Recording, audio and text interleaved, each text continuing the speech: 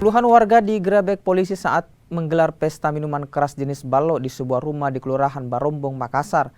Karena menolak untuk dibubarkan, adu mulut dengan petugas pun tak terhindarkan. Tembakan peringatan sempat dilepaskan petugas saat penggerebekan dilakukan karena pemilik rumah menolak dibubarkan. Sebanyak 15 orang diamankan beserta barang bukti miras ke Mapolrestabes Makassar. Sebelum penggerebekan dilakukan, polisi menangkap 4 orang yang kedapatan membawa senjata tajam, busur panah, dan minuman tradisional jenis balo. Kasat Samapta Polrestabes Makassar AKBP Sahruna menyebut ada 8 titik lokasi yang rawan untuk antisipasi, terutama daerah yang berbatasan dengan Kabupaten Goa dan juga Maros. Jadi kita kondisi itu ada 8 titik. Terutama yang rawan itu adalah daerah-daerah perbatasan ya.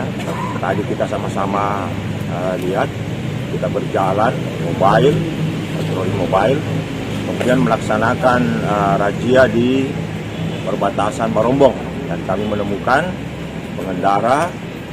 Setelah kami cek, kami lakukan penggeledahan, ternyata mereka membawa busur, parang, dan minuman balo ya.